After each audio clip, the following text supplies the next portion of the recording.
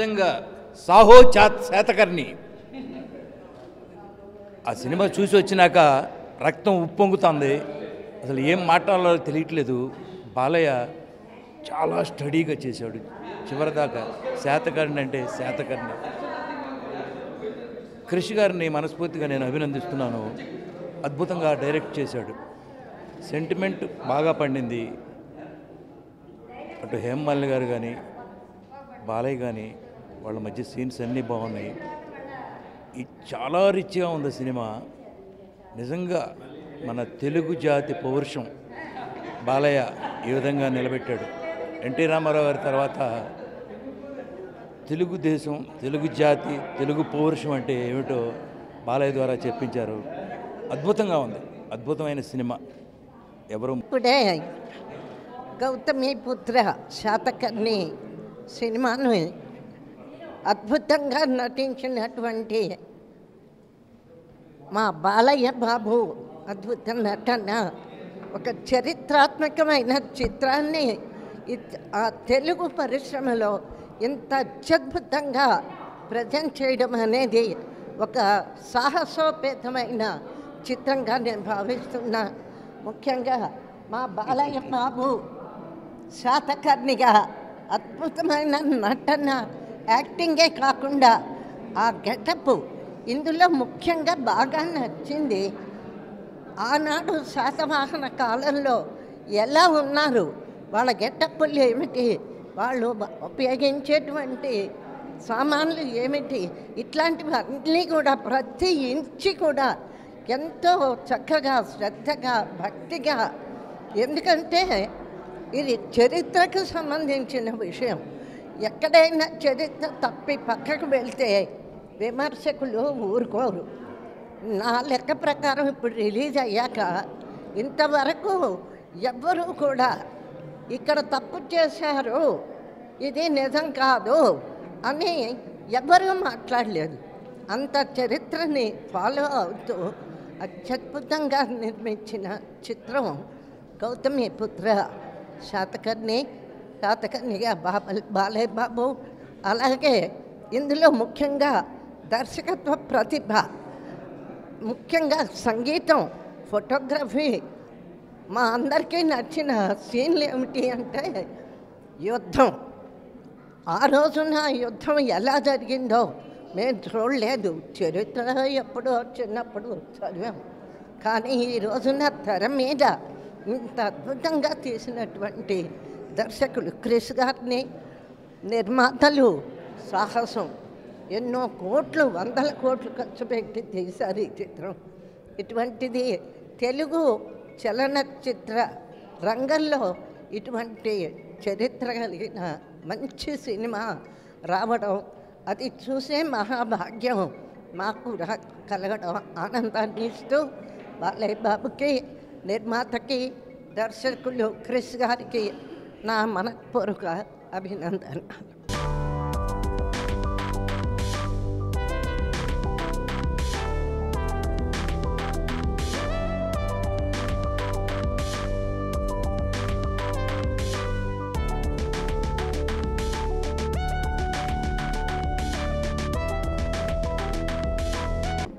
Extraordinary. ఈ మాట సరిపోదేమో గౌతమిపుత్ర శాతకర్ణికి. ఇంకా పెద్ద మాట ఏదన్నా ఉంటే అది చెప్పుకోవాలి. బాలకృష్ణ యాక్షన్ కానివ్వండి, క్రిష్ 79 రోజుల్లో ఈ సినిమా తీశాడు అంటే నాబాటి వాడికి ఒక్క వారు తీయడానికి 100 రోజులు పడుతుంది. 79 రోజుల్లో టోటల్ సినిమా తీసి మనకు చూపించాడు. అద్భుతం, మహా అద్భుతం. బాలకృష్ణ బ్రహ్మాండంగా చేశాడండి. మ్యూజిక్ కానివ్వండి, ఫోటోగ్రఫీ కానివ్వండి, బాలకృష్ణ యాక్షన్ కానివ్వండి, శ్రియా కానివ్వండి, Krish extraordinary boy. All the best. బ్రహ్మాండంగా ఉంది సినిమా. Super duper hit. ఇది నేను చెప్పే మాట కాదు, యావత్ ప్రపంచం చెప్తోంది. All the best Balayya. మళ్ళీ ఇలాంటి సినిమాలు మాకు నువ్వు చేసి చూపించాలి. Thank you Krish. All the best నాన్న, నువ్వు అసలు మామూలు డైరెక్టర్ కాదు. Thank you.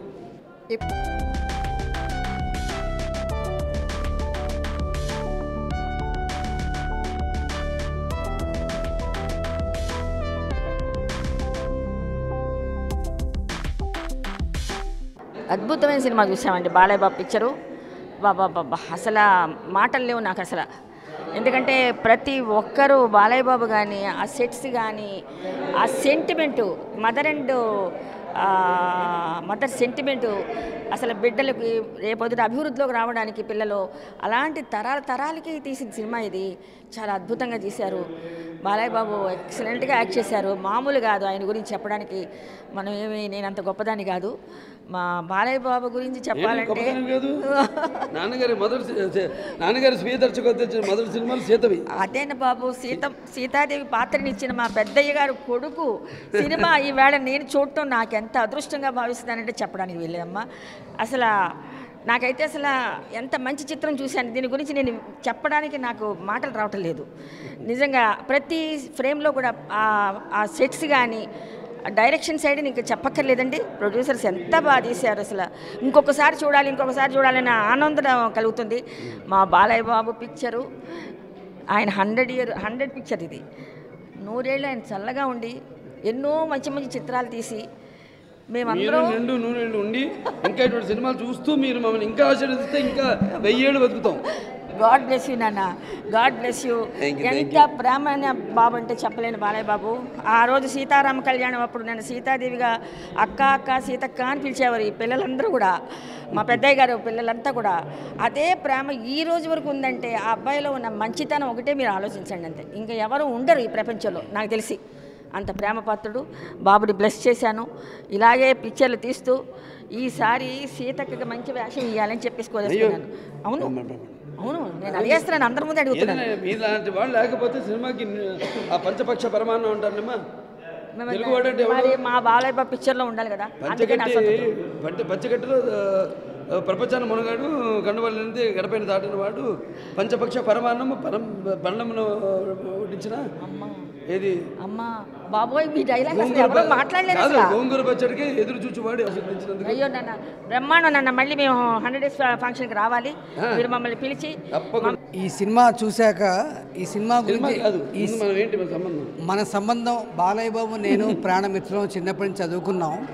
అయితే ఇక్కడ నిజాం కాలేజీలో ఎదురుగా ఆర్కియాలజికల్ డిపార్ట్మెంట్. అయితే ఇక్కడ ఇద్దరు మా ఇద్దరికి మధ్య సంబంధం ఏంటంటే వారి నాన్నగారు ఎన్టీ రామారావు గారు చీఫ్ మినిస్టర్గా ఉన్నప్పుడు మా నాన్నగారు డైరెక్టర్ ఆఫ్ ఆర్కియాలజీగా వారి కింద చేసినప్పుడు ఈ శాతవాహన అసలు వంశం అనేది కోటిలింగాల పెద్ద బంకురు కోటి అలాగా ఒక 14 ఫోర్ట్లు కనుక్కొని శాతవాహనుడు అనేవాడు తెలుగు గడ్డ మీద పుట్టి ప్రపంచాన్ని శాసించిన వాడని చెప్పిన వారు కృష్ణశాస్త్రి గారు.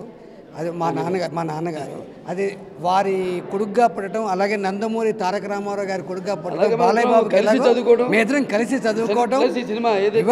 ఇవాళ ఈ ప్రపంచంలో ఒక ఆంధ్రదేశాన్ని ప్రపంచీకరణ చేసి ప్రపంచానికి గర్వపడేలా చేసిన ఒక మహోన్నతమైన ఒక మహోత్కృష్టమైన ఈ సినిమా తీసినందుకు కృషి గారికి, దీంట్లో బాలకృష్ణ ఇంతింతై వడుడింతయ్యాయి మరియు తానంతై నభో వీధిపై నంతై చంద్రుని కంతై ధ్రువుని కంతై మహర్వాటిపై నంతై సత్య పదోన్నతవుతూ బ్రహ్మాండాంత సంవర్తియ్యాయి అని చెప్పి అన్నట్టుగా ఇవాళ విశ్వరూపం చూపించాడు. శ్రీకృష్ణ పాండవ్యంలో the last scene of NTR ఎట్లాగో ఇవాళ బాలకృష్ణ ఆయన ఒక విశ్వరూపం చూపించారు. ఐ థింక్ నభూతో నభవిష్యతి ఇలాంటి సినిమా మళ్ళీ రాబోదు. దీనికి మళ్ళీ చరిత్ర సృష్టించాలంటే మళ్ళీ బాలకృష్ణ మళ్ళీ వేయాలి. I think this is going to be the historical success, stupendous success, marvellous success in the whole Telugu film industry. Thank you. From childhood we are all friends and my father నువ్వంటే నువ్వు పర్లేదు 57 నాకు 56 ఏళ్ళు తప్పు చెప్పారు బాధపడుతున్నా ఎక్కువ చెప్పారు. After Legend I've enjoyed this movie. I successfully congratulate him for the future movies also. Thank you.